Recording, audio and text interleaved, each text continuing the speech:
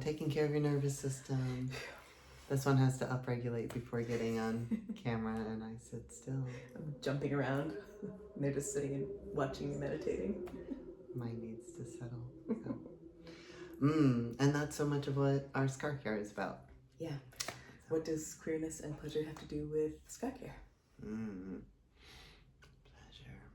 I'm thinking about dilation, and we need to form this habit for self-care to tend to our bodies, and it can be something that we set on a time clock, but it can also become a ritual that brings us into ourselves and connects us with our bodies and our heart. Yeah. So. Yeah, and you get to choose whether you build in those practices as a habit or as a spell or a ritual. Yeah. What framing is going to feel more delicious for you? Yeah, both are excellent, and it just depends on what your need is. So yeah. I like a blend.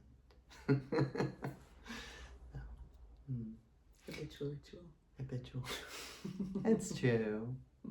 I mean, for me, my chest scars became that because I combined my chest scar care with solo play, and so it was a habit, definitely, and also it was a ritual of inviting my nervous system to settle into safety so that I could do the work of relaxing and being with the tension that was in my body and practicing letting that go. So, which I have videos on Pornhub if folks want to see kind of what that looks like in a in a very specific setting. Like, it's not just me and my everyday in bed, which is another thing. I guess I could record that too, but it's like me in nature, because that to me is my like ultimate, where do I want to do scar care work, trauma healing work, like tending to my body and my heart. And it's, for me, it's often in nature, so that's what a lot of those videos are. Mm-hmm. So. You've also talked about how you bring scar care into your play with lovers, both giving and receiving. Which brought me to this work, really, was like, let's say doing vulva massage with a lover and being like, oh, well, I'm here, like, I know scar care. Do you just want me? I notice, like, my hands feel tension if you want to be with me with that, and then I was like, oh, well, let me triple down on this scar care training and go after it and help more people. So yeah, which is why I feel so important. It's so important to share and teach scar care rather than just being a practitioner you come to, because that's so often not actually necessary. For some people it is, and for most people I find we really can do it with each other. So I love teaching lovers, people in loverships, friends, partners, roommates that are willing to share that kind of touch with one another. Yeah, take the tools home so you can use them however you want and not rely on an expert to do it for you. Yeah. Which is the point of our drop-in scar cares. It's just come with your questions. You don't need to have anything specific, or you can just sit there and we'll share what we got, and it's up to you. So. And if you want the basics of kind of how to manual scar care, we have a bunch of YouTube videos that show close-ups of hands doing the things. So feel free to bring questions about that, and if you want to just look through a tutorial, those exist too. Yeah. Or like, I want to form a ritual. Like, how do I go about doing that? So we'll just navigate it together. So yeah. Mm. Why might someone want to bring pleasure into their erotic pleasure into their scar care? Oh,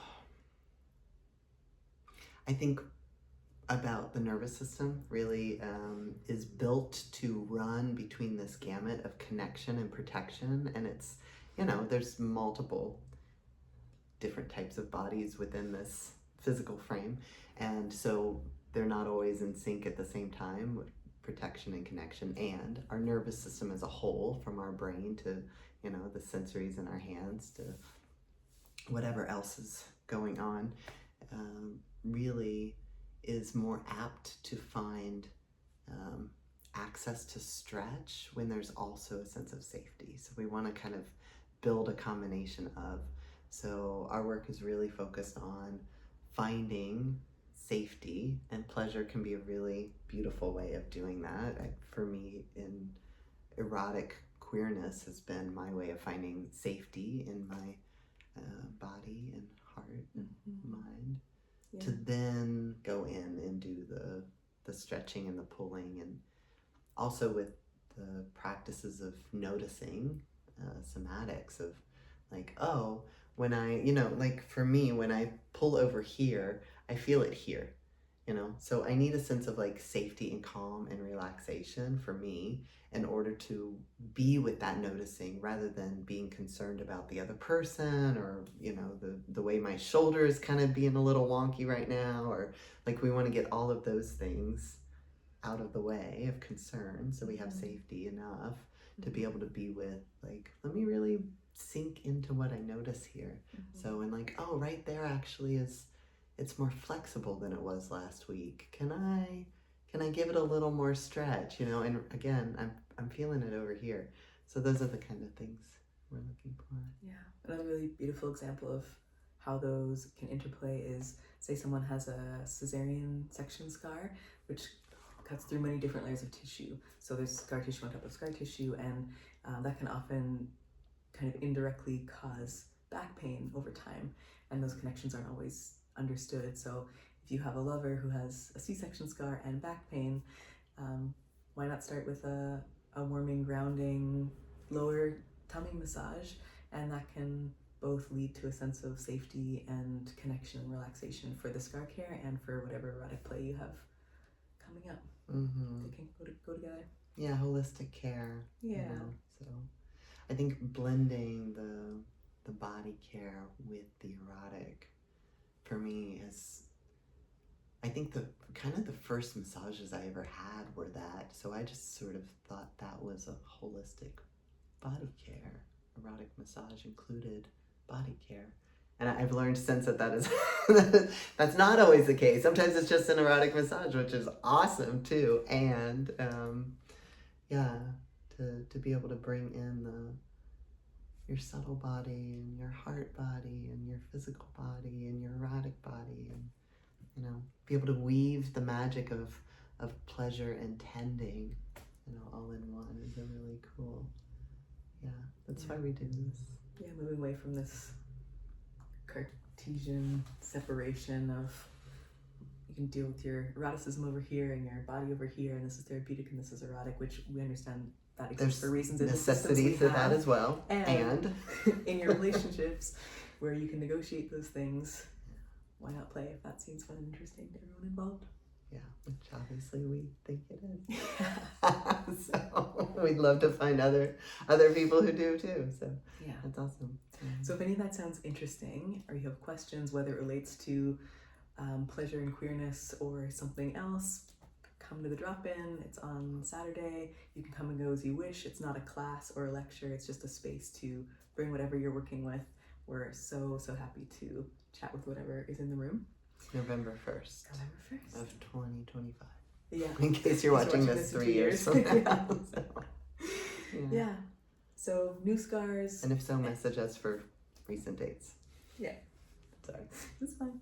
New scars, anticipatory scars if you know you have a surgery coming up, scars that are decades old, whatever you've got, just you're here with it. All of them can be enjoyed, all of them can be worked with. Yeah. And we'll pop in a link attached to this, and that'll get you on an email list so you can get that meeting link. And we're also going to send out, we made a collection of audio recordings that are sort of guided. So if you just want to be guided through a pleasure scar massage, you choose whatever scars you want, so then you're welcome to do that. And they include breath guidance as well, because I find that that's a really easy way to access the nervous system. It can be done really early on before you can touch the scars physically. You can work with breath. Yeah. And these ones are focused on chest scars, of any kind of chest scar, and also are quite general. They're not working with specific shapes of scars, so you can make it work with whatever scars you're working with. Yeah, and our goal is to produce other ones too. So I think our next goal was vaginoplasty, maybe? Yeah. We're gonna do that next, which would also include, like, I have genital scars that are not vaginoplasty based, but from trauma and piercings. Yeah. So People have trauma from childbirth, from So cervical many. cancer. There's all kinds of reasons someone might do Yeah. internal vaginal massage, scar work. So Yeah, so add your name to the link and you'll get all of those in your inbox. all right, love y'all.